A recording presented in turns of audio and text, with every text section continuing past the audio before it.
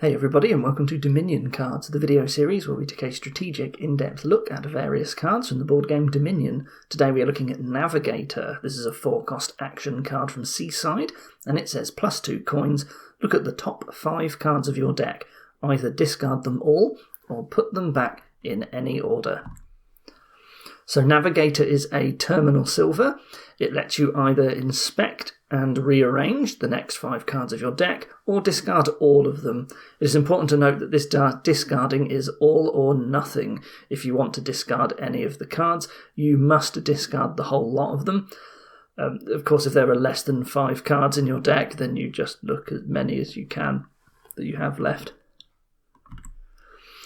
So let's talk first of all about the discarding part of Navigator. So there are reasons why this can seem quite good in theory. So 5 cards is a lot of cards to get through your cycling. You will get towards the end of your shuffle much quicker, right? There's a lot of cards to skip past. If they are mostly bad, then that's good as well. It could mean, for example, that you just skipped a dud starting hand, or, you get to draw something better, right? Instead of drawing all of these coppers and estates, you get to draw your villages and your smithies and so on. In practice, this does not actually work out most of the time, mainly because of its all or nothing effect. So there are lots of ways in which this can fail. So first of all, Navigator is a terminal. You might not actually have enough spare actions to play it, because if you are, say you only have 2 actions, well, you probably want to play a draw card instead and hope to find another village first. And it can be the case that you don't really have enough spare action space until you've already drawn your entire deck, and then there are no cards left to look at. Like, if you want to play Navigator mid-turn during a deck drawing thing, you need to basically get a load of villages towards the start of your draws so that you have the spare actions to play it. And that's not always going to happen. If you draw it towards the end of your deck, when in an engine where you're drawing your deck, you don't have any cards left to look at, so that you can't use its bonus effect at all. It can be the case that when you look at the top 5 cards, they are all good cards, or they are some sort of mixture of junk and engine components. So let's say the 5 cards you looked at were 2 villages and a smithy, but also 2 coppers. Well, would you want to keep that hand? And a lot of the time, you probably would, right? So 2 villages and a smithy, you could just draw those 2 coppers into your hand by using them, and then you're actually still an action up. So that's a decent hand. So as you start to build an engine and add good cards to your deck, you will find more and more that when you look at the cards, you're going to have good cards in there. So it starts to get very difficult to decide whether you want to ditch them all, and a lot of the time you won't. Looking at 5 cards is also a lot of cards, and that means that it can also be very easy to trigger a shuffle, and you might not want that. Because if you look at 5 good cards, and also you have a bunch of good cards in your hand, well, all of them just missed getting shuffled in, basically. And sometimes that means that you're now guaranteed to have a bad hand. If you had been cellaring or warehousing some bad cards and you trigger a bad shuffle with Navigator, it can be the case that you've basically set up your next hand to be really bad. And it can be hard to control this just because you're very reliant on when you are drawing Navigator. And also, you might have to wait until you're a bunch of the way through your deck, till you've got the actions to play it. And everything can go horribly wrong with Navigator when you try to do this. So, as in general, when it comes to the discarding, Navigator's usually only good for this when your deck has a lot of bad cards in it. And some games you are deliberately playing in the knowledge that you're going to have a lot of bad cards. So it could be a Duchy Duke game. In that case, all you want to do is try and hit 5 a lot, and you're just adding a load of victory cards. Or it could be Scott Heavy Junking, and there is no trashing. So Navigator, for what it's worth, I'll just mention now, can actually be pretty decent in Duchy Duke. I have used it in a Duchy Duke game and won because of it, because you look at your next hand, and if it doesn't hit 5, you just pitch it, and you just want to try and avoid all of those hands where you're not getting 5. I had like 3 Navigators and like some Silvers, and the rest of it was just Duchy and Duke, and it was actually very consistent. But, that's sort of a very unusual type of deck, basically, and only because the rest of the board was very weak. You could, in theory, see some potential use very early on for this card when your deck is mostly made out of coppers and estates, which are junk, but the problem is that in most games this will quickly lose effectiveness, either because you are trashing that junk, or you are adding lots of good cards, or even better, you're doing both of those things at the same time, and possibly this card can then become dead weight. You don't have the spare action space to play it, it gets in the way of drawing it, and you don't want it anymore. So how good is buying it just for those early turns? Unless you have some sort of like remodel or salvager to get rid of it, it could be a very bad purchase. And you could have probably bought something else that was a bit more useful if you were going to trash it anyway, right? Now, you do always normally add some form of bad card to your deck eventually, in the forms of like provinces and duchies. They're only bad in the fact that you can't play them and they get in the way. Problem is that usually you're not adding enough to get a high enough density in the late game to make it worth skipping with Navigator, and because you cannot just pitch 1 or 2 of them, of the cards you look at, but you must discard all of them, that usually means that every time you find them with Navigator, there's going to be a whole bunch of very good cards in there as well. So you just keep keeping it and you're not discarding, so it doesn't really work out for that, if you were wondering if it did or not. Of course, it's not just discarding. If you choose not to discard a Navigator, then you get to rearrange those 5 cards. We call this deck inspection. You get to look at what's coming up, and you get to shuffle the order around, put it in the order you want. So some cards really like this. So we've looked at Vassal, Wishing Well, Patrol in videos already, but there's also Herald and Magpie, and these tend to want certain cards either to be on top of your deck or in a certain position on your deck, and you can in theory set these up with Navigator. So if I know what the next 5 cards are and I have 2 Wishing Wells in my hand, I can guarantee that I guess the correct card, and there you go, those 2 Wishing Wells are like laboratories, right? That sounds pretty good.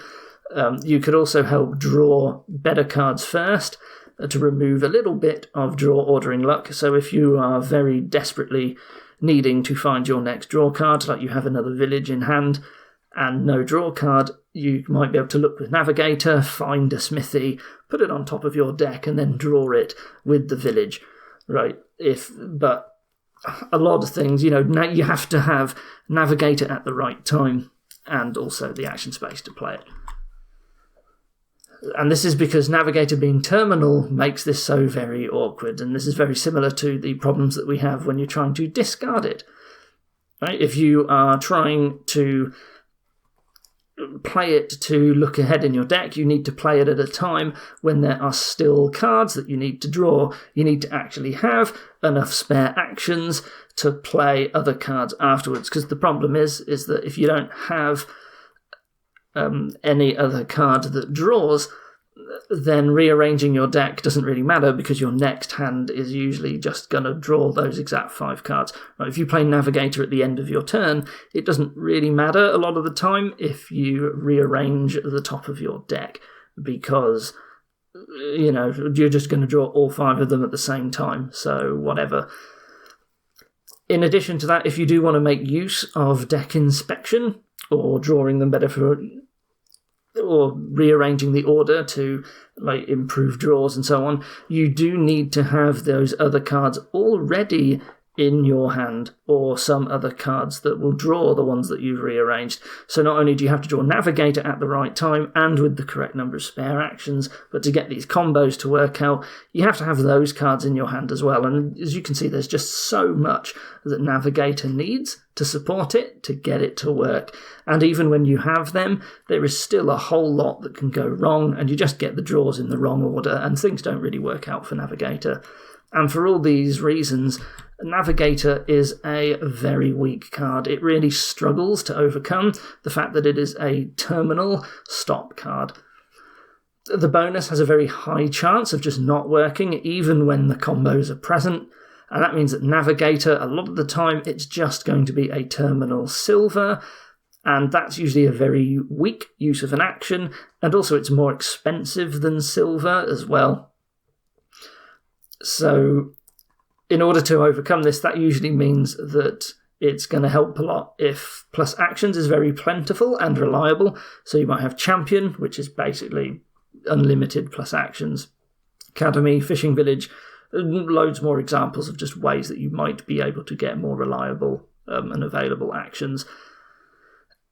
And even if you do have that situation, the fact is that there's almost always something better that you could be spending the action on. So instead of worrying about rearranging the top of your deck, what if Navigator was a draw card and you just drew the cards anyway? Well, who cares about the inspection in that case? Just put them in your hand, and that's often going to be more powerful. And for all of these reasons, in the community rankings, Navigator is in the bottom 10 of all Kingdom cards, and it's without a doubt the worst one in Seaside. This is a terrible card. It is so hard to actually make use of it. You can theory craft all of these reasons, but it requires so much to line up, and it just never happens in practice.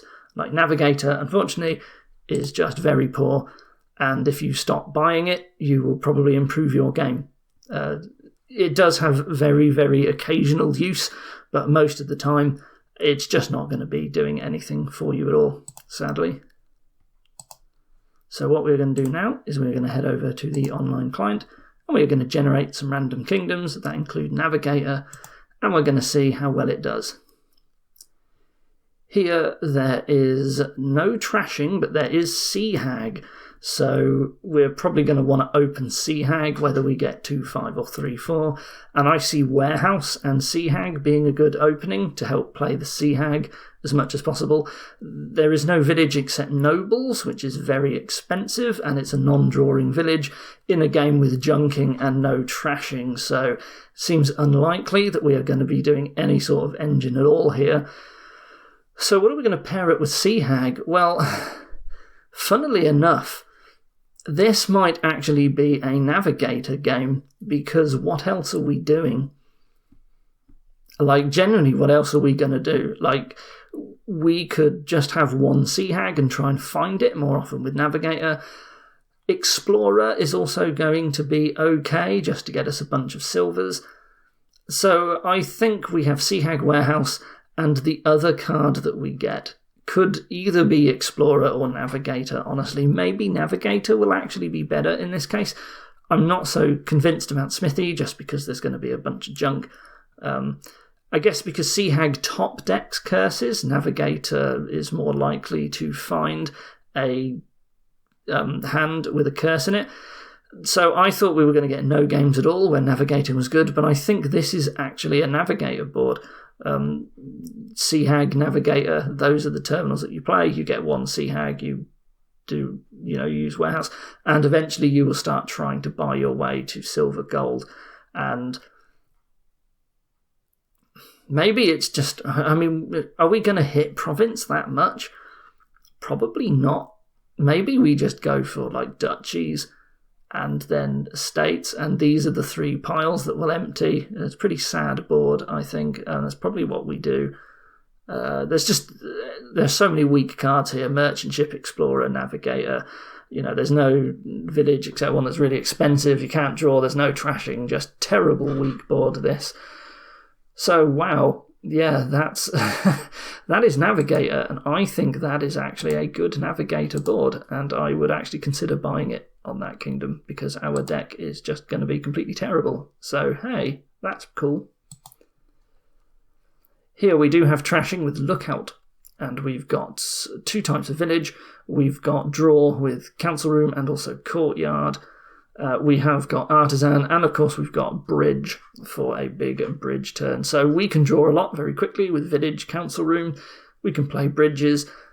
Artisan, is it good here? I think we definitely want to be trying to play as many bridges as we can. Maybe Artisan isn't that useful. We can just buy a bunch of council rooms, probably. We are going to want to trash quickly early on. So there's also Conspirator, actually, just looking at it, if we need a bit more money and we don't get enough bridges. I'm definitely opening Lookout. If I get a 5-2, I'm probably still opening Lookout Courtyard, which would be really sad, but I could totally see that happening.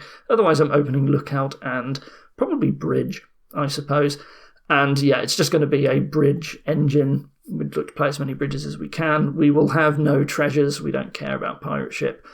I don't even know how much I care about artisan, but it can gain me provinces directly. So if I can't play enough bridges, I will happily get an artisan to get provinces. We are not using Navigator at all, because why would we use Navigator when we could play bridges instead, which are like phenomenally more powerful? So Navigator is completely useless on that board.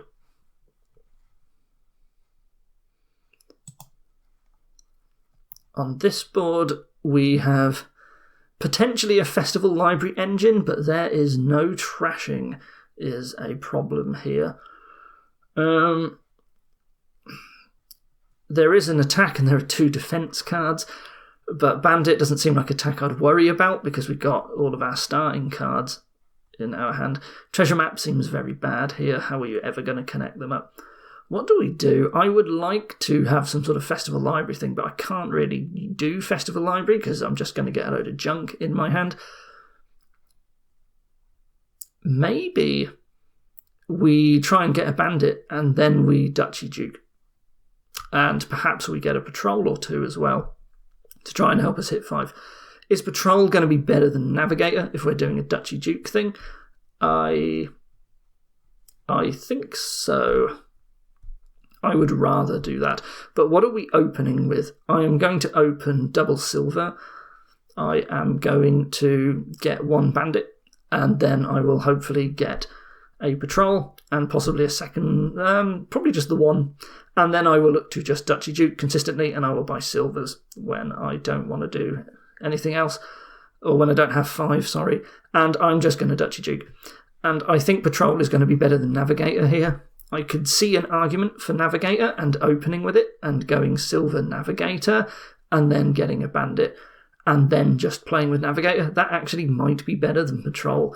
I do like patrol as well, though, here. The fact that it looks at 4 cards and pulls all the victory cards in means that after you play patrol, you are very likely to have a hand that will be good. And at some point later on, it's possible you might need to get a province or 2 to win, and patrol is going to be a lot better at doing that. So I think Navigator doesn't win here. I could see the argument, but there's just sort of no real good engine to actually work out here, unfortunately. So that's kind of why you have to do it. So could that really be 2 boards that came up when Navigator might actually be useful? That is not typical at all. We seem to be getting the perfect kingdoms for Navigator, which is really funny because it's such a bad card normally. Here, there is again no trashing, and there is Ghost Ship, and there is Torturer.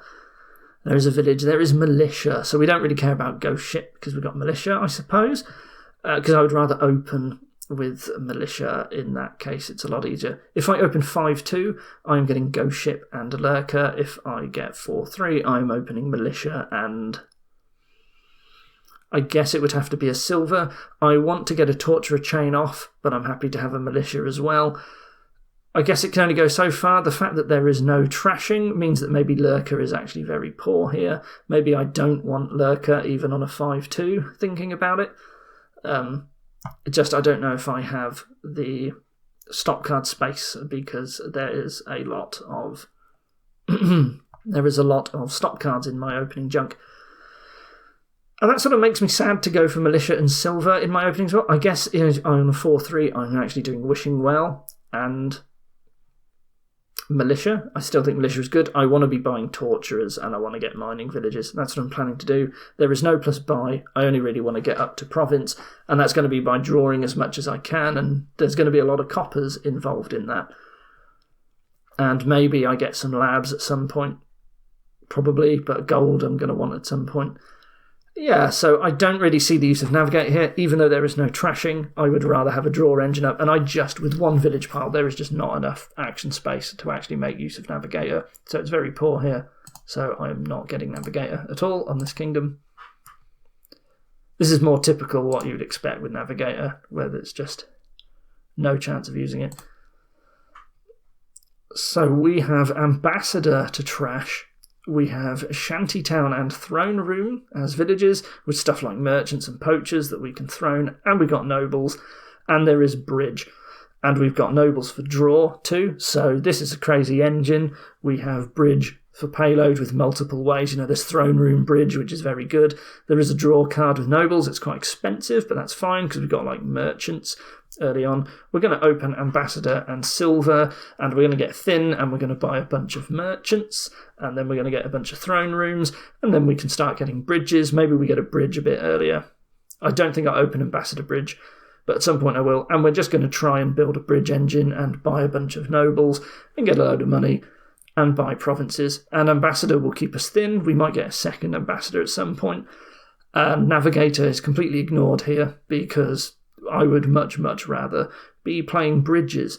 Navigator will have no use because we're going to get thin pretty quick. There's just no point to it at all. We'll have no problem drawing our deck, honestly. So there you go.